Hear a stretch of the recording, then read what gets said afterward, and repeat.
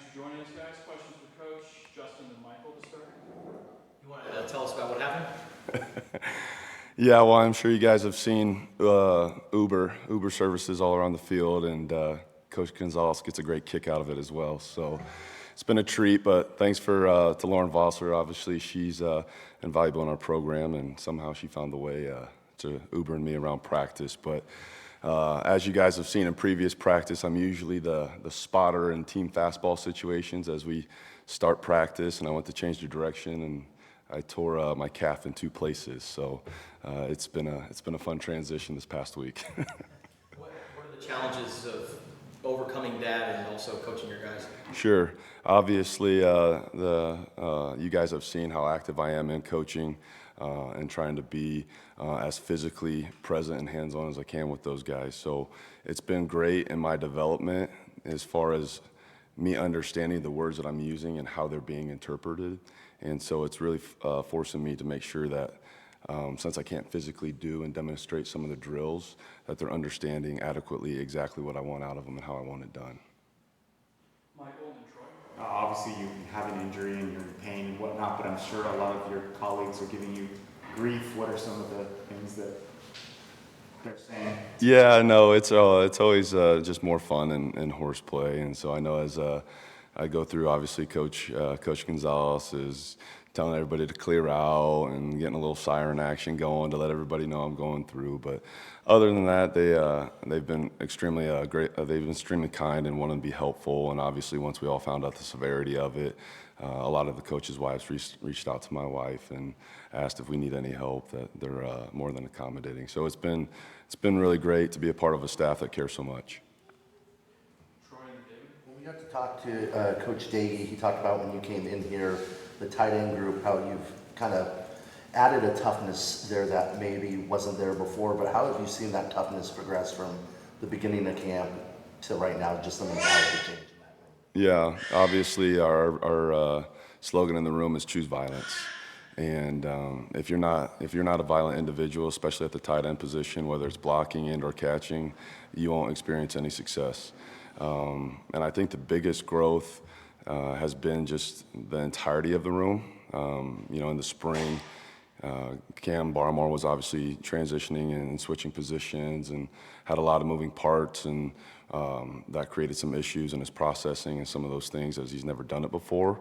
But as the game has slowed down, now you've actually seen some physicality a little bit in his game. He's not turning it down as much, and he's doing a nice job. And so they've done a great job in taking on that motto. And obviously, Coach Carroll and his staff have done a great job over the summer getting us to this point and adding toughness to our room, and not only our room, the whole team. David and Jason?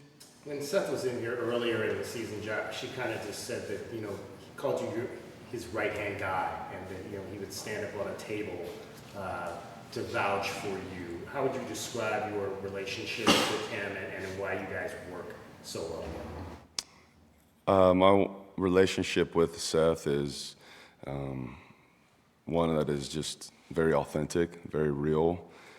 We are cut from the same cloth, and that's why we mesh so well. And we're to the point in our careers, because we've been together so long. A lot of times I know what he wants before it's even said. And we work hard. We do it for the right reasons. We do it for the kids, and at the end of the day, we want to win games while doing it. And so we're very passionate about selflessness. We don't care who gets the credit. We just want to make sure that we win in those games. And because our values are such aligned, it's been easy to grow our friendship, not only on the field but off the field as well. Is this offense going to be very similar to what you guys had last year at Marshall, or is it going to be differences because you guys are up a level? There will be similarities for sure. Differences not necessarily because of the competition. Obviously, we played against Virginia Tech and Ohio State last year, and in the first half of the Ohio State game, we almost put up 250 yards in the first half against the national champs. So it's not necessarily about the competition. It's more about what our kids can and cannot do. Obviously, Noah is extremely different than the quarterback that we've had last year.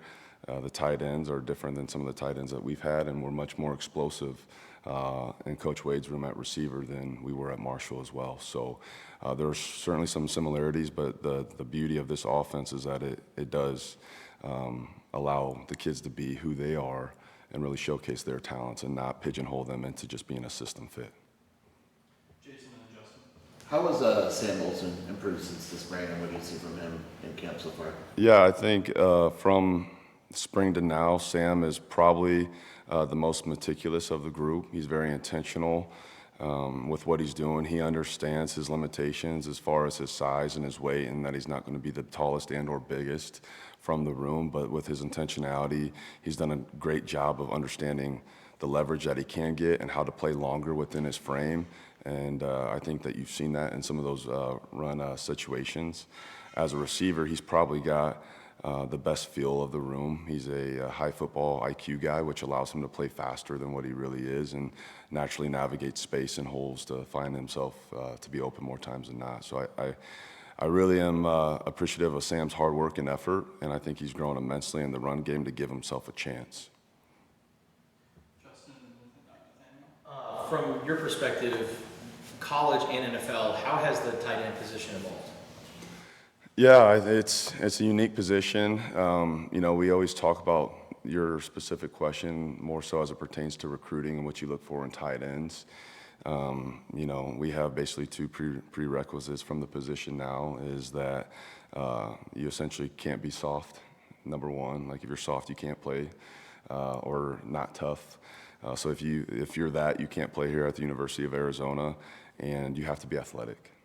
And so those are our two prerequisites before anything else, just because you don't live in the day and age of your traditional why. Okay, well, what does that look like? I mean, Bill Walsh was arguably one of the greatest coaches to ever coach, and he can't do anything with a tall 2x4 that can't bend, right? Like he can't move either. So we value toughness and athleticism over anything, and then we will obviously look for other traits as far as what they put on film from there. But that's how we see it, and really the game playing in open spaces more times than not. You see all the top ends is you got to be able to do enough within the core, but really your versatility comes when you're able to get into multiple sets and use your skill sets for matchup situations. Nathaniel and Troy. Yeah, I think sometime in the spring you mentioned you wanted the guys to slot out a little bit more, and you're going to find out who would have that kind of skill set. Just wondering how they're developing in that specific area so far in fall camp, and if there's anybody that stands out to you. Yeah, well, I think the two that naturally are the most successful at it currently are Kian and Cam, right? Cam was a receiver last year at a smaller school, and Kian, you know, coming out of high school, basically was slotted out his whole life, right? And so those two are the most natural route runners of the room. They're pretty dynamic and getting in and out of their breaks. Sam and TP have grown a long ways. Sam is just kind of your spatial awareness, settle in zones, but he understands leverage really well as when to snap routes and to, you know, keep it high in certain situations. And I've been very proud of TP. TP's probably the least natural of the group, but you've seen him in situations in the previous days that he's been able to use his hands a little bit more consistent and allows him to capitalize on the length that he does have.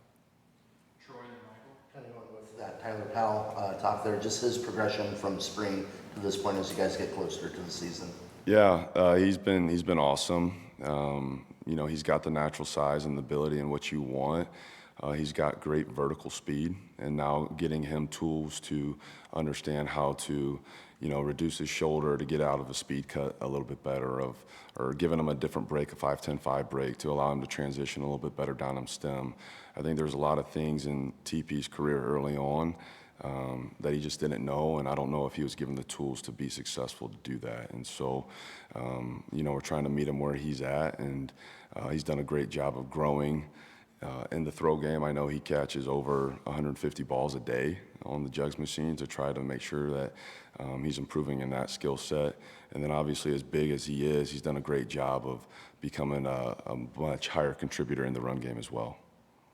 Michael and David. How would you assess the depth at the position right now, given that some of the guys that maybe you were counting on are banged up? Yeah, sure. They are slightly banged up. I think the depth is fine. There's 3 guys that I think can play at a high enough level for us to win games at this conference, and I think that there's 4 that can play. David and Jason? When you look at your group, how would you assess how they've blocked so far in camp? Yeah, to me, blocking is a willingness, and so with that, their mentality is on point. They're not scared and they're not going to turn anything down. And realistically, camp and practice settings don't provide the reality of what it can be. We've run a lot of divide zones, and you're going to take care of your teammates, right? And so going up against, Trey and some of those ends that the defense has, those are a good matchup for our guys to have. But the moment Trey mess charges in a game, guess what? You're going to get cut, right? And so obviously we take care of our teammates, and we're not going to do that. But how do you slow down a guy that's trying to mess charge you? Well, I'm going to take his ACL, right? And so we're obviously not doing that against our teammates.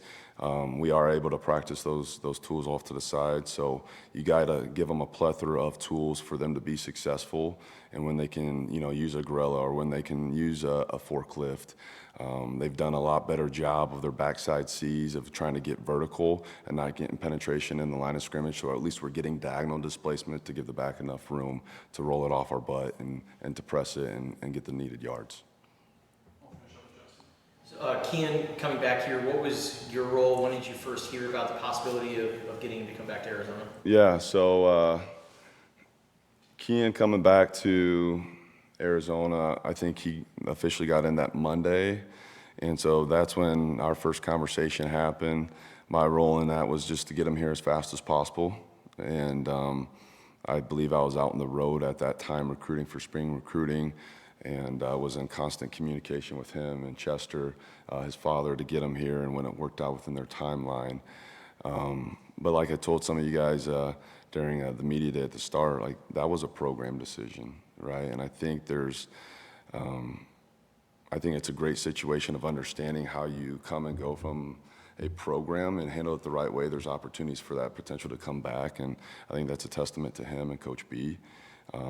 They didn't bury that relationship, and there was no hard feelings. And we went to the captains of the team and asked them how they felt if there was a return.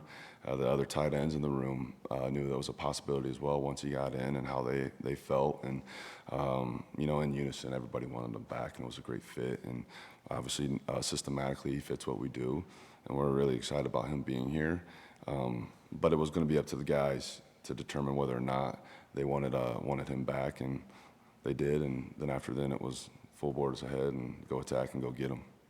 Between his size and athleticism in Seth's offense, and Seth has a history of him recruiting him to USC, when he reaches that potential, what does that look like in your opinion? Yeah, I mean, he's ran a few routes to where, I didn't get to see it necessarily as close as I did up to this point in fall camp, right? And now I got to see it live, and you see some things on his PFF and previous games, and I'm like, okay, this kid's different, right? But what I've been most pleased with his opportunities was his mentality. And so really harnessing that and making sure he's doing everything as violently as he can. Like, he's going to block violently, he's going to run violently, he's going to drop his hips violently, he's going to attack the ball violently. There is nothing that he's going to do that is passive. And once you started buying into that, some of those battles that TP and him had against Trey and Dom and some of those DNs, those were potential NFL matchups, and those were really fun to watch on those couple of days that it happened. And I was really impressed with his ability to take coaching and transition as quick as he did, to get vertical on some of those steps and to get displacement. All right, thanks, Coach. Appreciate you guys. Thanks, guys.